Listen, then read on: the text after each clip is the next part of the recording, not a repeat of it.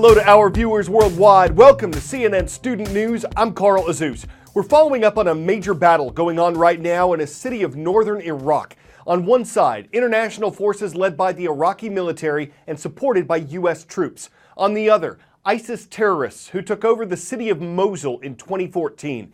This is ISIS's last stronghold in Iraq, and a defeat there would be a major setback for the terrorists, though they still have territory in other parts of Iraq and in Syria.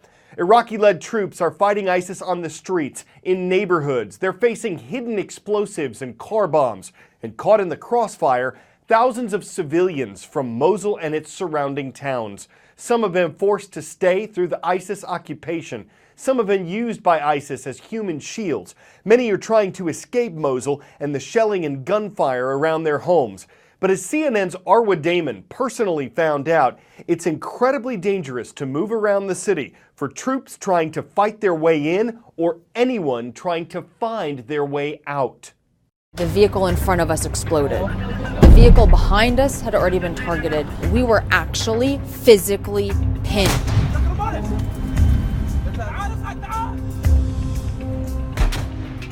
The story is recapturing Mosul from ISIS. Going in and trying to depict that as best as we can is how we do our job.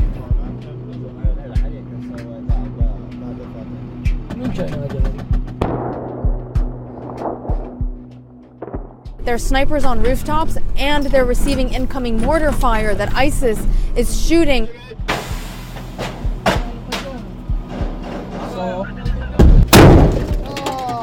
Having a focus, having a reason for being there, being in that situation, mentally allows you to cope with it.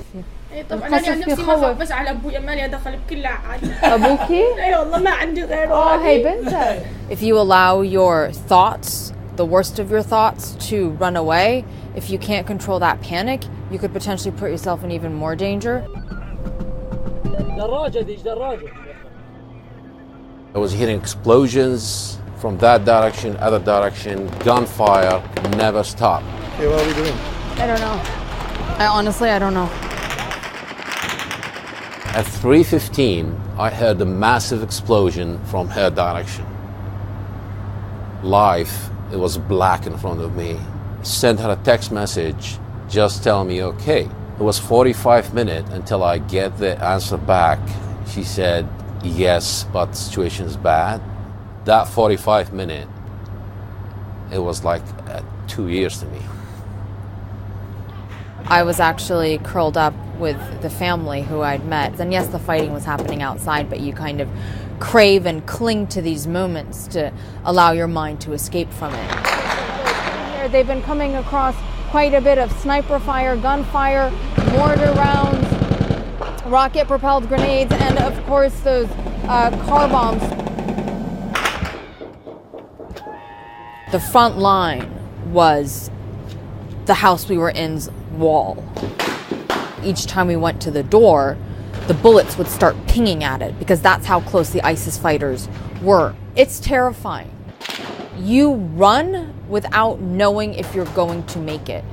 I don't think anybody imagined the things that I was thinking about. What if and what's going to happen. Suddenly, she picked up the phone. And I said, I'm in the Humvee, I'm coming to you. And I said, that's impossible. She's coming up. Where are you? I was like, oh my God, I can see you.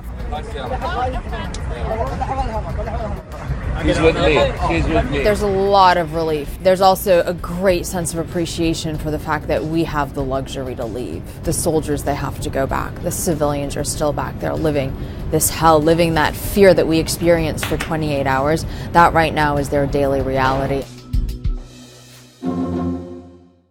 Compelling story. Moving from the Middle East to Southern Asia. The problem: India struggles with counterfeit money and tax evasion. It's also a country where almost all consumer transactions are made with cash.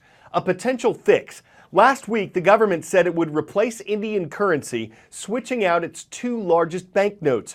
Those account for more than 80% of the country's rupee notes.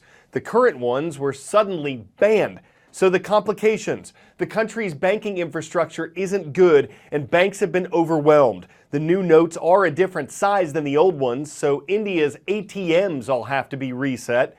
The currency change might help solve some problems, but it's created others. A crackdown on counterfeiters and tax evaders. At mom-and-pop stores like this one here that sell a whole range of products, there are no credit card machines. Every single transaction is in cash, and that's not unusual across the country. In fact, experts say that 90% of all transactions in India are in pure cash.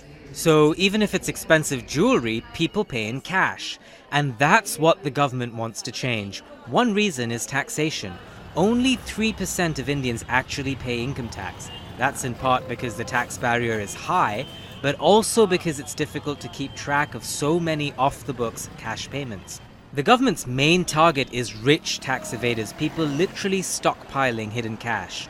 But this week, the middle class is feeling the pain as well. We walked around a few banks in New Delhi. Long queues of men and women lined up to replace old money with new. For now, they can only exchange the equivalent of 4,000 rupees, just $60.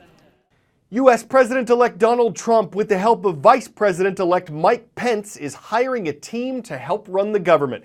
Republican Party Chairman Reince Priebus was chosen to be White House Chief of Staff. He'll help with everything from scheduling to managing information and communications in the executive branch. Working alongside him, Stephen Bannon, who'll serve as Chief Strategist and Senior Counselor. Bannon was the executive chairman of Breitbart News, a conservative news and opinion website that sometimes featured controversial content. Neither of these appointments requires Senate approval, but other cabinet positions will, so President-elect Trump will be looking to fill those in the months ahead. It's all part of the transition from one presidential administration to another. In a post-9/11 world, the importance of effective transition planning is not only about whether the president is going to get done what they promised on the campaign trail, but it's fundamentally about whether they're going to keep our country safe. There's a grand opportunity with a new administration. It's a new start. It's also a time of some vulnerability. If it's not done well, the country literally is vulnerable from a security standpoint, from an economic standpoint, from a cultural standpoint, and of course the new administration is highly vulnerable. The most important work that has to be done is the Secretary of Defense and the National Security Advisor. That really helps to tell our allies and our adversaries, as well as the American people, that the wheels are moving and that the handoff of power is going to be stable.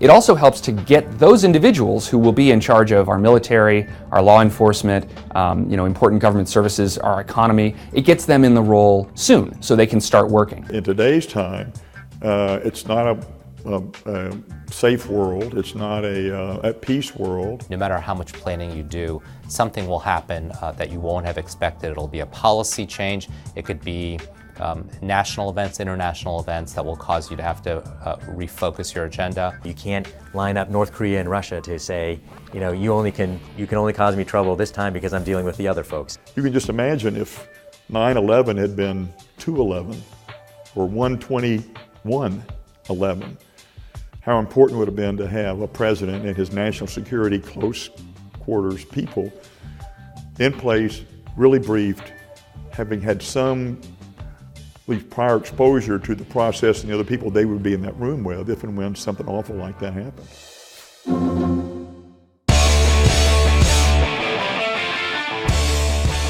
If radio, baseball, mascots, and polka all have halls of fame, why shouldn't toys? Since 1998, the National Toy Hall of Fame has recognized playthings that have been popular for a while and inspired people to play creatively. That's how Bubble Wrap could be nominated, alongside Rock'em Sock'em Robots, Transformers when they were just toys, Nerf balls, Uno.